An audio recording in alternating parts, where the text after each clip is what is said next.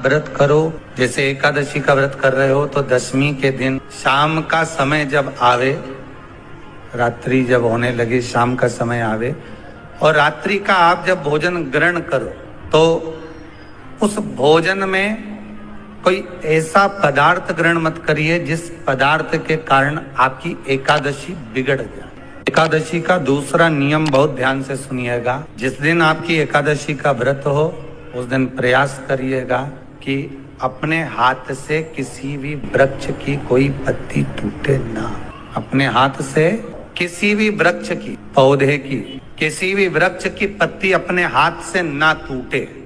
बहुत ध्यान दीजिएगा महाराज। एकादशी का ये दूसरा नियम है कि अपने हाथ से किसी पौधे की, किसी वृक्ष की, किसी डाली की कोई पत्ती ना टूटे, इसका प्रयास करिए। यहाँ पर तीसरे नंबर का जो, चौथे नंबर का जो उपाय बताया है, उपवास करने का जो नियम बताया, उसमें वर्णन किया। एकादशी के दिन अगर आपका व्रत है तो आप भूलवश भी डब्बे में रखी हुई रोटी गाय को ना देते हुए कुछ थोड़ा सा फलहार, कोई केला, कोई सेब, जो आप खाते हो, अंगूर, पपीता, जो आप ग्रहण कर रहे हो, उसका थोड़ा सा भाग आप गाय को प्रदान। रोटी ही दिए, डब्बे में से निकाल के ले गई, गाय आई है, रोटी देना, देव मना नहीं। बाकी के दिन आप आपके बेटे से कह दो रोटी दिया बेटा जा, पर आप अपने हाथों से, आपका व्रत है तो आप फलहार आप कर रहे हो तो फलहार का ही दान गौ माता को दी। पांचवा वर्णन किया चतुर्थ भाव में, बन सके जितना एकादशी के दिन भगवान का ओम नमो भगवते वासुदेवाय का जाप करें या अपने गुरु मंत्र का स्मरण करें, या जो मंत्र आपके हृदय में समाहित हो, श्री शिवाय नमस्तुभ्यम, ओम नमः शिवाय, राम कृष्ण शिव, जो मन पड़े उसका भजन करें, पर दिल से करें। जितनी देर करते बने उतना देर करें। माला पकड़ने की भी जरूरत नहीं कि माला पकड़ के बैठता हूं तो घट की जिब्या से जप लो नहीं, जी वही उतना में पूरा हो जाए। पांचवा नियम कहा, जिस दिन आपका व्रत रहे किसी निंदक से बात, निंदक जानते हो, भाई दूज के दिन, दिवाली की जो भाई दूज होती है ना, होली दिवाली की जो दूज होती है, उनमें ऐसा गोबर का भाई दूज बनाते हैं और पास में एक चुगलखोर भी बना है और चुगलखोर के ऊपर ऐसा भाटा धर दे, एक पत्थर। अब तुम्हारे उधर रखे कि नहीं रखे हमें नहीं मालूम रहे हो, जितने आस्था पे सुन रहे हो, पर हमारे इधर तो ऐसा रहता है, गोबर का भाई बहन बनाए और उसकी पूजन करे, उसके पास में गोबर का चुगल चोर भी बनाया, उसके ऊपर बाटा था। कथा वर्णन कर रही है, निंदक से बात ना करें। मान लो किसी ने आकर आपको निंदा कर भी दी तो तुरंत सूर्य नारायण भगवान का दर्शन करें और 3 बार उनका दर्शन कर कर नेत्र बंद करें, तब जाकर वो निंदा जो अंदर गई है, अंदर पवित्रता प्रदान करेगी, तब जाकर एकादशी का व्रत लगेगा। पहले तो प्रयास करो, अगर जो निंदा करने आता है ना तो उसको उस दिन एकादशी वाले दिन दरवाजे पे लिख दो। फिर कहा जीव की हत्या ना करे, अगला नियम है, अपने द्वारा जीव की हत्या ना हो, प्रयास करना, किसी को कष्ट ना हो। 18 नियम में से एक नियम और, प्रयास करिएगा एकादशी जब भी करें तो द्वादशी से जुड़ी हुई करें, दशमी से जुड़ी हुई एकादशी कम करें। जो वैष्णवों की एकादशी कौन सी होती है? जो एकादशी द्वादशी से जुड़ी हो, दशमी से नहीं। दशमी से जुड़ी हुई एकादशी व्रत कहलाती है, द्वादशी से जुड़ी हुई एकादशी पुण्य फल प्रदान कर कर वैष्णवों को भगवान के चरण में छोड़ आती है, इसलिए एकादशी द्वादशी से जुड़ी हुई। फिर अगला वर्णन किया गया महाराज, शास्त्र कहता है, अगला वर्णन जो किया गया उसमें बताया, प्रयास करें जिस दिन एकादशी हो उस दिन घर में बुआरी, झाड़ू आदि जो लगती है वो दूसरा लगा। क्यों? उसका वर्णन है, अगर आप बुआरी लगाएंगे, झाड़ू लगाएंगे, पोछा लगाएंगे तो हो सकता है कोई जीव आपके हाथ के द्वारा मर जाए। सारे व्रतों में केवल एक व्रत ऐसा होता है एकादशी का जिसका उद्यापन पहली एकादशी पर भी कर सकते। सारे उद्यापन में केवल एक उद्यापन ऐसा होता है, सारे व्रतों में एक व्रत का उद्यापन ऐसा होता है, वो है एकादशी का। ये जरूरी नहीं कि 26 पूरी होगी तभी तुम करोगे, या तो पहली में ही कर लो या फिर 26 पूरी हो तब कर। पर उद्यापन, अगर तुमको ऐसा लगे कि हाँ मैं अभी तो जीऊंगी हो, अभी तुम्हारा बाल भी धोला नहीं हुआ, तुमको ऐसा लगे तो अभी तो मैं तो बढ़िया, तो पहली पर करने से क्या फल मिलेगा? तो एकादशी की नियमावली कहती है, अगर मान लो आपने पहली एकादशी पर भी उद्यापन कर लिया, इसके बाद में जितनी एकादशी करोगे वो सारी तुम्हारे खाते में जुड़ती जाएगी। मतलब बैंक में खाता खोल लो, ठीक है, खाता खोल लिया, अब जितना कमाता जाओगा उसमें डालते जाओ, जितनी कमाई करके लाओगे उसमें जमा करते जाओ। एकादशी एक बार उद्यापन पहले में भी हो गया तो बाकी का पुण्य तुम्हारे खाते में आ जाए। एकादशी का उद्यापन बड़े महीने में माघ शुक्ल एकादशी के दिन, माघ का महीना हो, शुक्ल पक्ष की, जम के बोलिए, एकादशी हो, प्रयास करना कि आप उद्यापन करें, भले 5, 10, 11, 12 जितनी एकादशी हो जाए, 26 हो जाए तो ज्यादा अच्छी है, नहीं तो आप करें तो माघ महीने की शुक्ल पक्ष की एकादशी के दिन आप उद्यापन करें।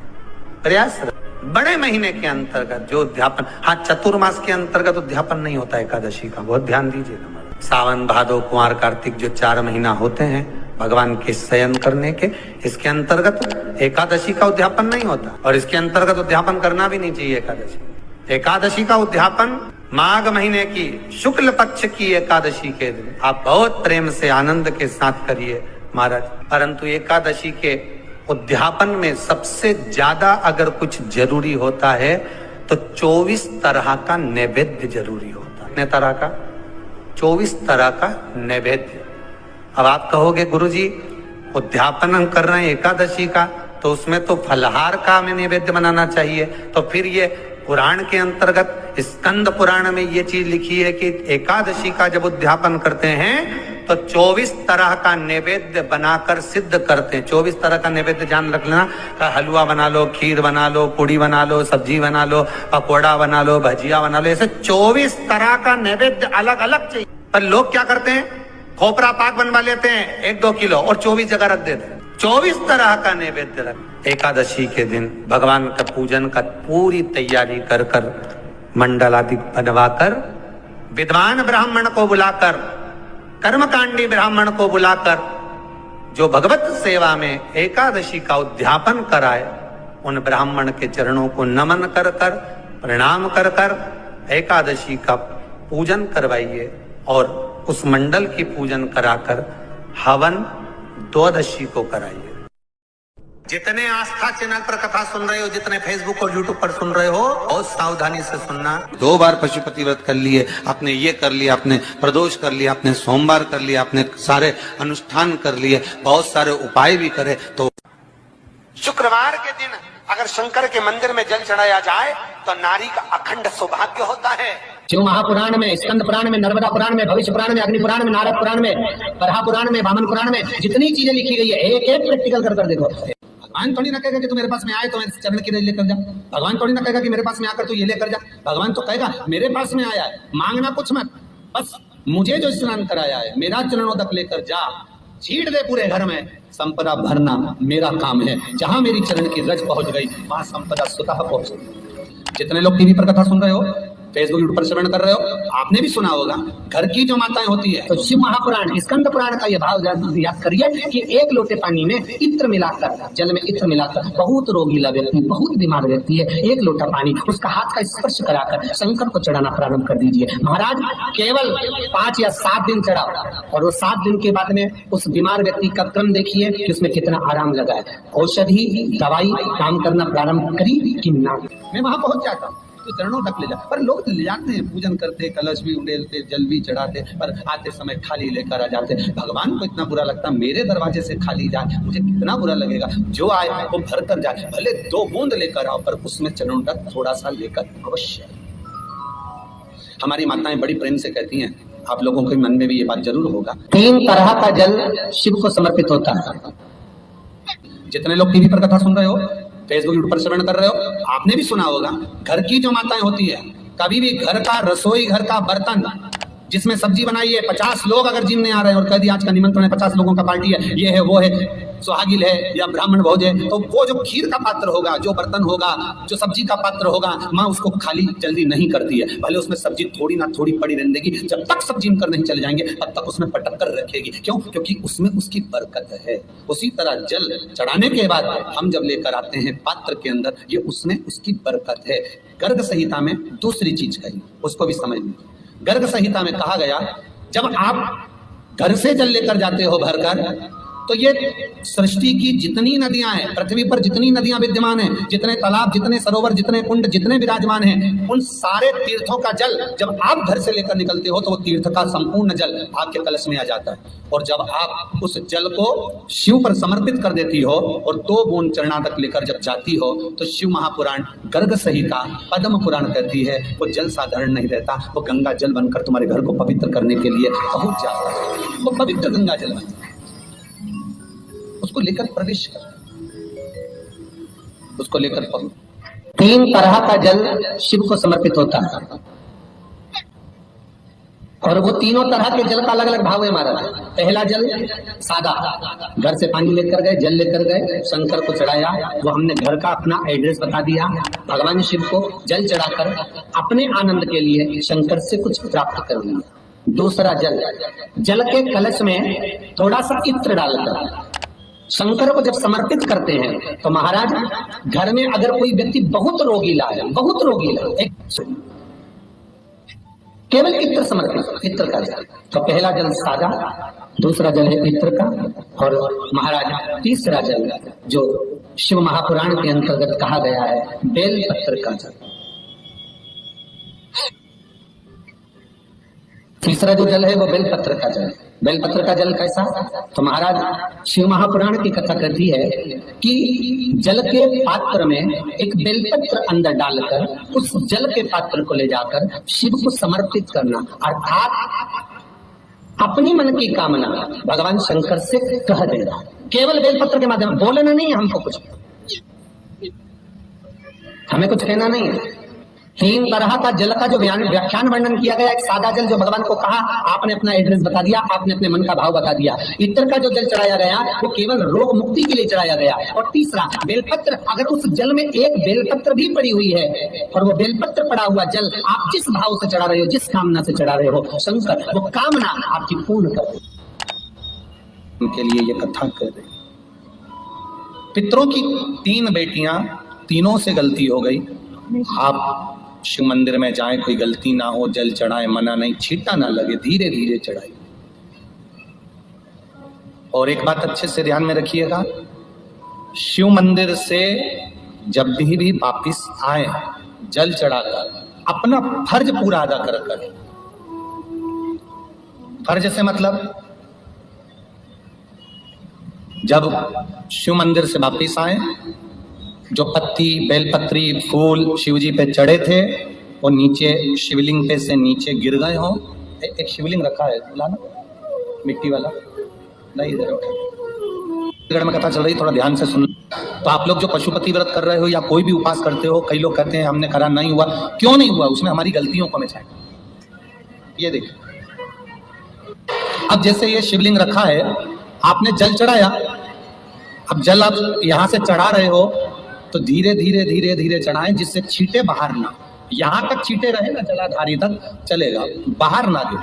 और एक बात का स्मरण रहे, यदि बेलपत्री, फूल, पत्ती जल चढ़ाने के बाद ये सब अगर नीचे गिर जाए, जलाधारी पर गिर गया या नीचे उतर गया, तुम्हारा पूरा जल चढ़ जाए, तुम्हारे पास में चंदन नहीं है, अबीर नहीं है, गुलाल नहीं है, कुछ भी नहीं हो, तो भी अपने हाथ की 3 उंगलियों से रेखा 3 खींचकर और फिर जो माला आदिकादिक भगवान की रखी थी उसी से भगवान का वापिस पूरा श्रृंगार कर कर फिर वापिस आइए, भगवान को पूर्ण श्रृंगार।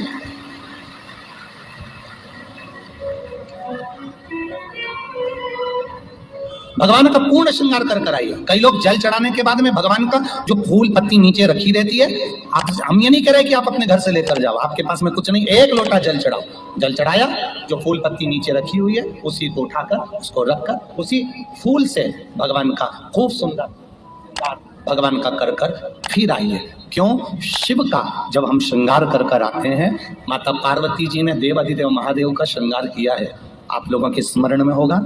राम जी ने माता जानकी का श्रृंगार किया है। रामचरित सुनिए कथा, रामायण सुनिए आप लोगों ने, रामायण सुनी होगी तो उसमें माता बैठी हैं शिला के ऊपर और भगवान राम उनका श्रृंगार कर रहे हैं, एक कौवा आता है वो चोंच मार कर जाता है, ये सारा वृत्तांत आप लोगों ने श्रवण किया है। तो राम जी माता सीता का श्रृंगार करते हैं, भगवान कृष्ण राधा जी का श्रृंगार करते हैं। केवल एक देव अधिदेव महादेव की कथा ऐसी है जिसमें पार्वती जी शिव जी का श्रृंगार करती है। शिव का श्रृंगार किस लिए? क्यों? कहा जल चढ़ाने के बाद वहीं पर पड़ी हुई पत्ती से, फूल से, जो चढ़े हुए फूल हैं, चढ़ी हुई पत्ती है, चढ़ा हुआ निर्माल्य है, जो भी शिव जी का है, उसी को धोकर वापिस भगवान का श्रृंगार कर कर आना चाहिए। किस लिए? कि हे भोलेनाथ, जब मैं इस संसार सागर से जाऊं, अखंड सुहाग लेकर पूरी श्रृंगार कर कर इस धाम से जाऊं, ऐसी कृपा हो। जो पड़ा हो, जो पड़ा, चंदन नहीं है, हाथ से चंदन का स्मरण होना चाहिए। नहीं है हमारे पास लगाने को रोली, मौली, चंदन, जो भी आपके पास में, अबीर गुलाल नहीं, अपने मन का गुलाल लगाइए, अपने मन का, ऐसे दिल से रिझाने का प्रयास। ले जाओ, ले दिल से चढ़ाइए। और जब भाव से, दिल से आप आनंद के साथ देवाधिदेव महादेव का आप पूजन करो, उसमें गलती ना हो, गलती